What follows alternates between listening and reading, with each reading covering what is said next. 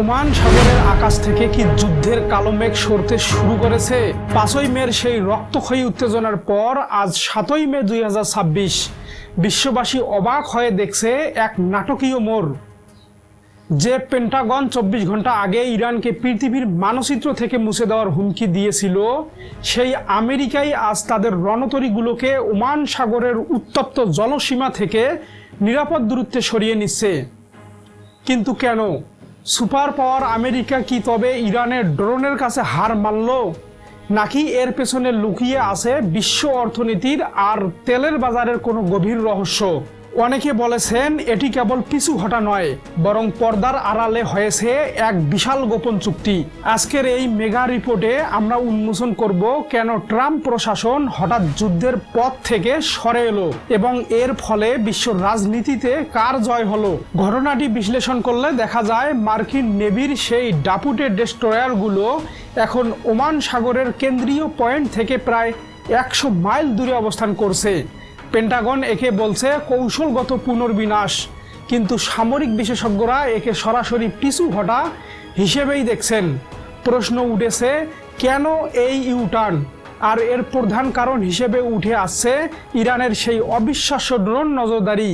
America যখন radar বন্ধ করে অনুপ্রবেশের চেষ্টা করেছিল, তখন ইরানের শাহেদ সিরিজ ও নতুন প্রজন্মের ড্রোনগুলো মার্কিন জাহাজের একদম উপর দিয়ে উড়ে গিয়ে পরিষ্কার বার্তা দিয়েছিল যে তারা আমেরিকানদের প্রতিটি পদক্ষেপ সম্পর্কে জানে। আমেরিকার নীতি নির্ধারকরা হয়তো বুঝতে পেরেছেন এই মুহূর্তে সরাসরি যুদ্ধে জড়িয়ে পড়া মানে হলো নিজেদের বিলিয়ন বিলিয়ন ডলারের রণতরীকে ঝুঁকির মুখে ফেলা। আর ডোনাল্ড ট্রাম্পের মতো একজন ব্যবসায়ী প্রেসিডেন্ট কখনোই লোকসানের জুয়া খেলতে চান না। এখন আসা যাক সবচেয়ে গুরুত্বপূর্ণ পয়েন্টে। যুদ্ধের খবর ছড়িয়ে পড়ার সাথে সাথে আন্তর্জাতিক বাজারে অপরিশোধিত তেলের দাম প্রতি ব্যারেলে $120 ছাড়িয়ে গিয়েছিল। আমেরিকা খুব ভালো করেই জানে যদি হরমুজ প্রণালীতে একটিও বড় সংঘাত শুরু হয়, তবে তেলের দাম $250 ছাড়িয়ে যেতে পারে। আর তেলের দাম বাড়া মানেই হলো আমেরিকা সহ পুরো বিশ্বে চরম মুদ্রাস্ফীতি। মার্কিন নির্বাচন বা অভ্যন্তরীণ রাজনীতির কথা মাথায় রেখে ট্রাম্প কখনোই চাইবেন না তার দেশের মানুষ চড়া দামে জ্বালানি কিনুক। গোয়েন্দা সূত্রে খবর পাওয়া যাচ্ছে যে ওমান ও কাতার মধ্যস্থতাকারী হিসেবে কাজ করছে। তারা ওয়াশিংটনকে স্পষ্ট করে দিয়েছে যে তেলের সরবরাহ স্বাভাবিক রাখতে হলে আপাতত যুদ্ধের পথ পরিহার করতে হবে। অর্থাৎ আমেরিকা পিছু হটেছে মূলত তেলের বাজার ধস থেকে বাঁচাতে। এটি কোনো বীরত্ব নয়, বরং অর্থনীতির কাছে মাথা নত করা। এই নাটকীয় পরিবর্তনের পেছনের নেপথ্য কারিগর হিসেবে কাজ করছে ওমান এবং কাতার। আপনারা জানেন ওমান সবসময়ই মধ্যপ্রাচ্যের শান্তি দূত হিসেবে পরিচিত। নির্ভরযোগ্য কূটনৈতিক সূত্রগুলো বলছে গত রাতে মাস্কাটে মার্কিন ও ইরানি প্রতিনিধিদের মধ্যে একটি ভার্চুয়াল বা পরোক্ষ বৈঠক হয়েছে, যেখানে ইরান শর্ত দিয়েছে যে যদি আমেরিকা তাদের জলসীমা থেকে জাহাজ সরিয়ে নেয়, তবে ইরান ও আমিরাতের আর কোনো হামলা চালাবে না এবং তেলের জাহাজ চলাচলে বাধা দেবে না। এই গোপন চুক্তির ফলেই আজকে সাগরের পরিস্থিতি শান্ত। কিন্তু এই শান্তি কতদিন টিকবে? আমেরিকা কি তাদের প্রজেক্ট ফ্রিডম পুরোপুরি বন্ধ করে দিল? মোটেও না। তারা কেবল সময় নিচ্ছে এবং নতুন কোনো কৌশলের অপেক্ষায় আছে। আমেরিকার এই পিছু হটার খবরে সবচেয়ে বেশি স্বস্তি পেয়েছে ভারত সরকার।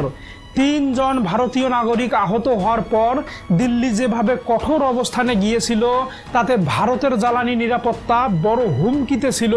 ভারতের পররাষ্ট্রমন্ত্রী এস জয়শঙ্কর ইতিমধ্যে এই পরিস্থিতি নিয়ে ওয়াশিংটন ও তেহরান উভয় পক্ষের সাথে কথা বলেছেন।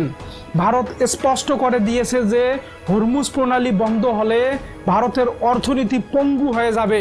ভারতের চাপ এবং আন্তর্জাতিক সম্প্রদায়ের উদ্বেগের কারণেই আমেরিকা আপাতত এক পা পিছিয়ে আসতে বাধ্য হয়েছে।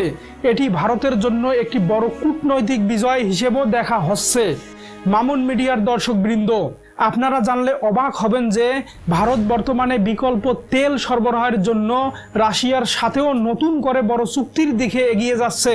অনেকে বলছেন ইরান এই লড়াইয়ে জিতে গেছে, ড্রোন দিয়ে মার্কিন নেভিকে আটকে দেওয়া এবং আমিরাতের উপর সফলভাবে মিসাইল হামলা চালানো, সব মিলিয়ে ইরান তার সামরিক সক্ষমতা বিশ্বকে বুঝিয়ে দিয়েছে। তেহরান এখন উৎসবের মেজাজে আছে। তাদের রাষ্ট্রীয় সংবাদ মাধ্যমগুলো প্রচার করছে যে মার্কিন সাম্রাজ্যবাদ পিছু হটেছে, কিন্তু রাজনীতির হিসাব এত সহজ নয়। আমেরিকা যখন পিছু হটে তখন তারা সাধারণত আরও বড় কোনো মরণ কামড়ের প্রস্তুতি নেয়।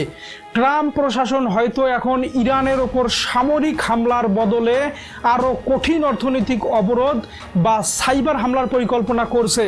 অর্থাৎ ওমান সাগরে এখন যে নিস্তব্ধতা দেখেছেন তা হয়তো বড় কোনো ঝড়ের আগের পূর্বাভাস। পরিশেষে বলা যায়, ওমান সাগরের এই নাটকীয় মোড় আমাদের শিখিয়ে দিল যে বর্তমান বিশ্বের যুদ্ধের চেয়েও বড় শক্তি হলো অর্থনীতি। তেলের বাজার আর মুদ্রাস্ফীতির ভয়ে বিশ্বের সবচেয়ে শক্তিশালী দেশকেও আজ পিছু হটতে হয়েছে। আমেরিকা ও ইরানের এই লড়াই আসলে টিকে থাকার লড়াই, আধিপত্যের লড়াই। মামুন মিডিয়া মনে করে এই ইউটার্ন সাময়িক। ইরান ও আমেরিকার এই দ্বন্দ্ব অদূর ভবিষ্যতে আরও জটিল আকার ধারণ করতে পারে। আপনারা কি মনে করেন, আমেরিকা কি সত্যি ভয় পেয়েছে, নাকি তেলের দাম কমানোর এই গোপন চুক্তি হলো আসল কারণ?